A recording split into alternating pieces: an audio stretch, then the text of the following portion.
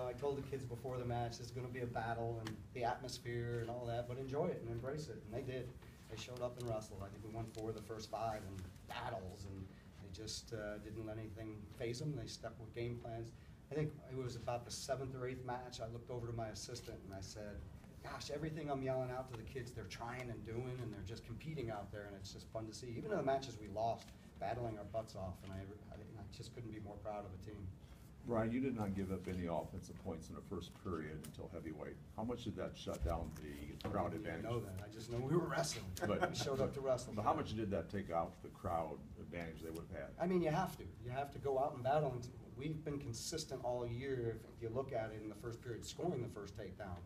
And there were a couple matches I wish we would have. We were close to getting it, and we didn't. But that's just something we teach, that you got to go out, get to your ties, and get to your scores.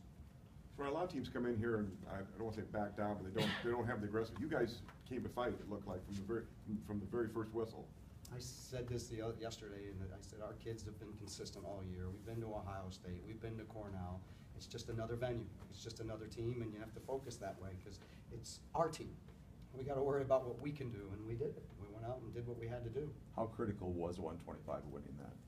Oh, every match. I mean, no, but just to set the, once again, set the tone. tone. It's set, but Alan's done that every time this year. He goes out and gets that win, and he's ferocious on top. And it was an interesting call in the match, but I got warned in the first match, so I had to behave myself. On that, whatever you want to call it, slammer, you were the first one to come off the bench. Did you see it coming just as it happened, or? Well, we were called for the slam.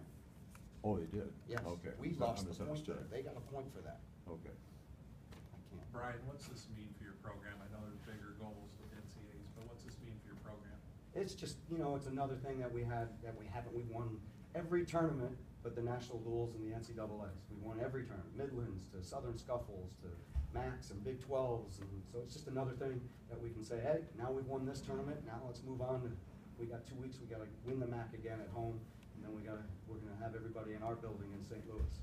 Well, you talk about Willie and the fact that he is from Iowa, Des Moines. He wrestled a former Southeast Polk guy as well. Is that right? We were on the recruiting trip together.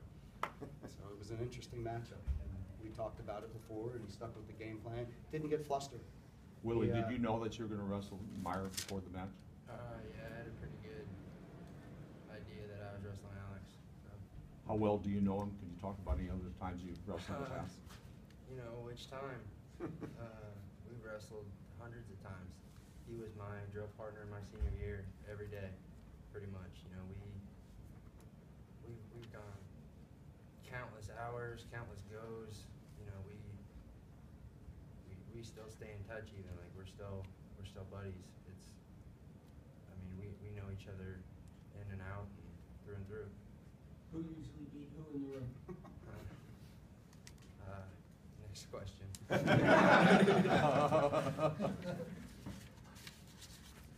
Lavion, you were the ones who really did score some points in a match. Talk about what that meant to you. Well, I should have gotten the major today. That would have been 3 on the weekend. But the way that I look at it, you know, I've put in countless extra hours to make weight. I've put in way more hours than I feel most wrestlers in the entire NCAA right now. Just getting my weight down at the beginning of the year.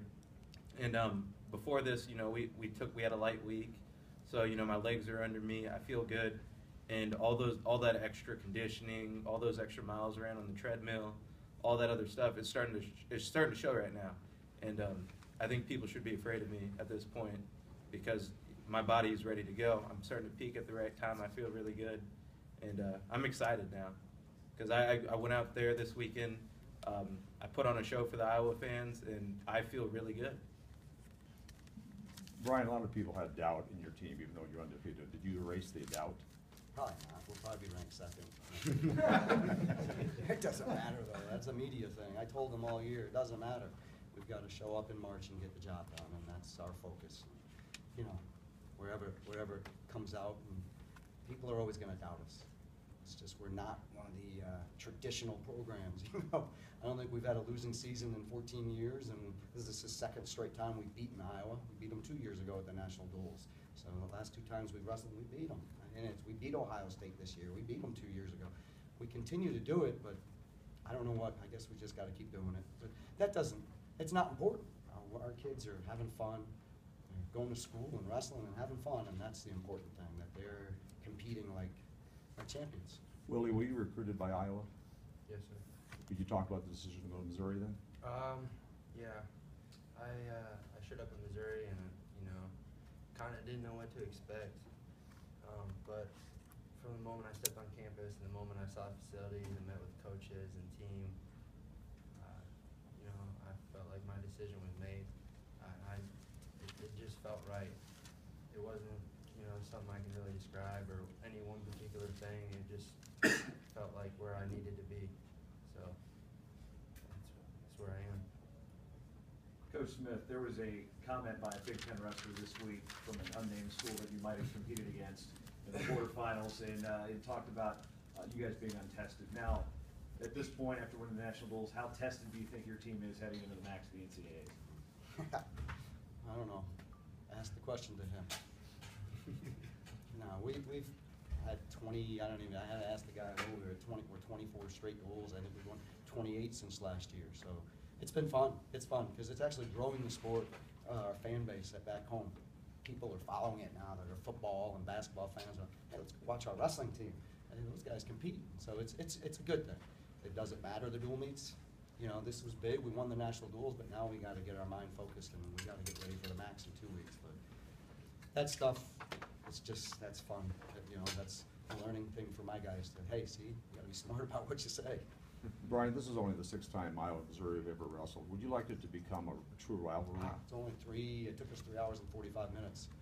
I don't know though. I know the Big Ten schedule because I called Kale last week. He goes, oh, I thought you were calling to maybe schedule a duel or something. But, they have a tough schedule and we're a tough team. So it kind of puts us in a tough situation with, I honestly feel like nobody wants to wrestle us because we're good. And the Big Ten schools know that they'll see us at the national duels or see us at the scuffle. But it would be awesome because it's a it's turning into a great rivalry. It's a good battle. Our kids will compete. And it's so close. For us, it's one of the closest schools. Coach Smith, when you took over the program, how long ago as it was, when you said Missouri's not a traditional power, you guys weren't even a traditional anything. No. In the sport of wrestling. One of my first calls was to a kid that signed with the previous coaching staff, and the mother was asking me, are we Division I? I was like, wow, a ways to go here. And that was an in-state kid, and that was the crazy part. So it's been a long journey. It's been a fun journey. I mean, Missouri's been unbelievable to me, to my family, and I can't say enough how much they really believe in the program. I looked at my phone 5 minutes ago, and the first one was a huge letter from my AD, how pumped up he is. And I just know how proud they are of the team, though, because the team, is one of the best teams on campus.